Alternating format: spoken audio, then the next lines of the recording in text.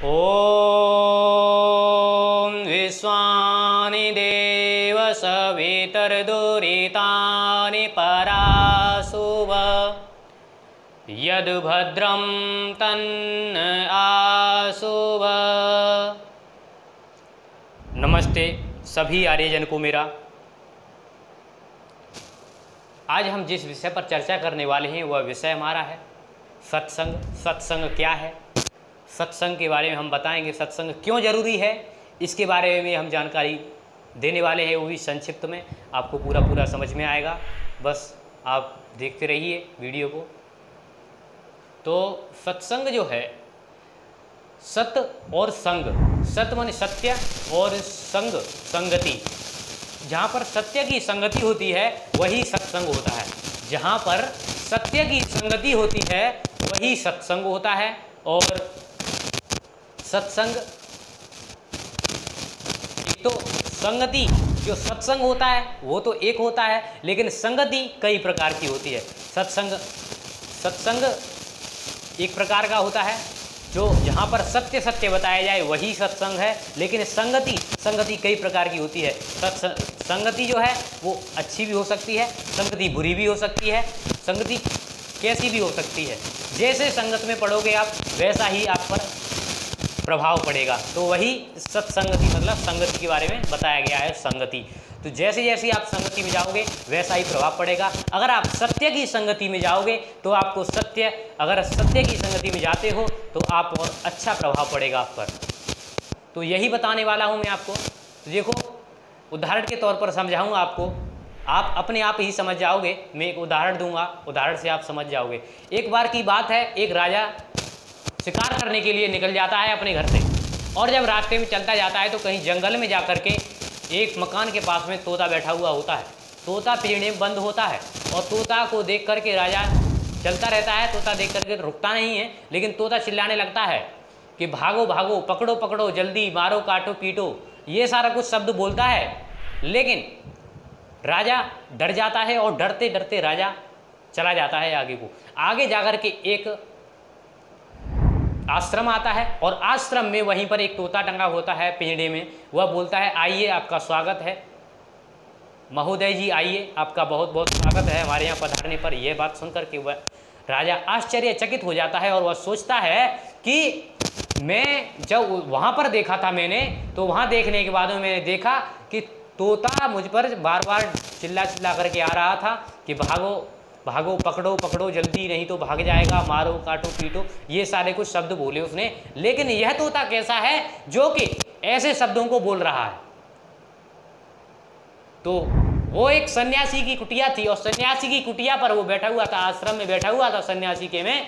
तो सन्यासी की जब उसने सन्यासी से पूछा तो तुरंत तोता जवाब देने लगा। सन्यासी ने तो नहीं बताया, लेकिन तोता जवाब देने लग गया कि मैं एक सत्य की जहाँ पर संगति होती है, जहाँ सत्य का संग है वहाँ रहता हूँ। लेकिन वो तोता सत्य की संगति में न रहकर वह रहता है चोरों के पास, तो चोरों जैसी सीखेगा। और मैं एक साधारण और सभ्य विद्वान सन्यासी जी के यहाँ पर रहता हूँ, तो मैं अच्छे शब्द सीखा हूँ। तो यही संगति का फर्क है। मैंने आपको बताया कि जैसी संगति वैसा ही आप पर प्रभाव आएगा। तो यह संगति का बात रही। और सत्संग की बात बताऊं आपको, सत्संग पर एक उदाहरण दूं आपको तो बहुत ही अच्छा लगेगा आपको। सत्संग पर उदाहरण जो मैं आपको बता दूं वो बहुत ही अच्छा उदाहरण लगेगा। तो बताऊं मैं आपको सत्संग क्या है। कि सत्संग का एक उदाहरण है कि जब एक और सेठ और सेठानी एक घर में रहा करते थे। जब एक घर में जब वो रहते थे तो कुछ समय बाद क्या हुआ कि पास में सत्संग होता था।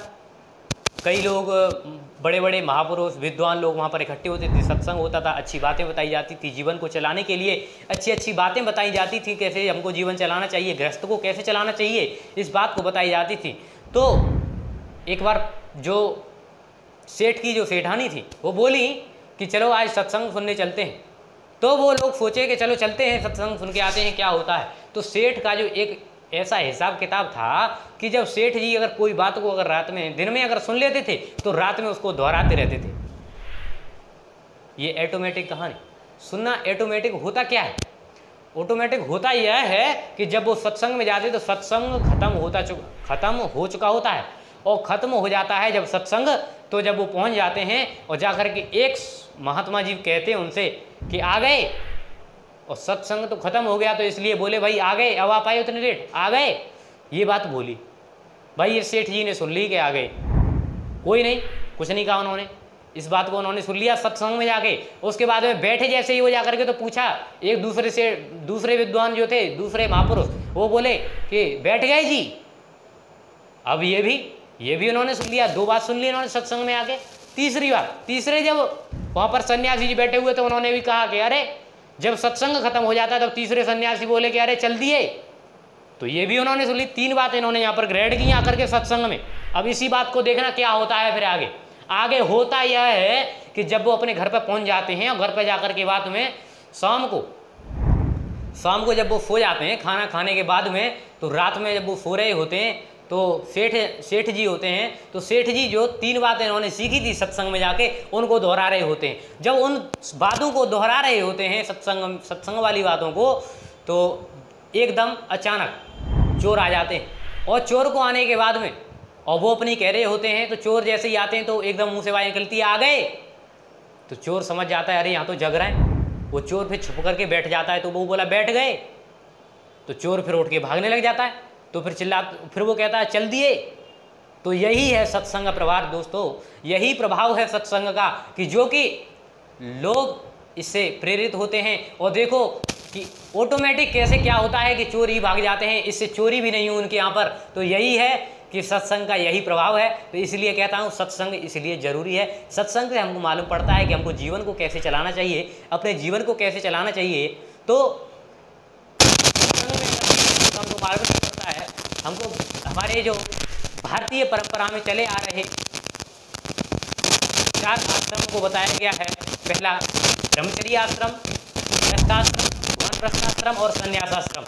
तो इनको चलाने के लिए सत्संग जरूरी है। जब तक सत्संग को नहीं सुनोगे तो आपको पता नहीं चलेगा हमें जो अपना आश्रम है वो चलाने कैसे है। तो इसको चलाने के लिए सत्संग भी जरूरी है, और सत्संग अपने जीवन के लिए एक महत्वपूर्ण अंग बनता है।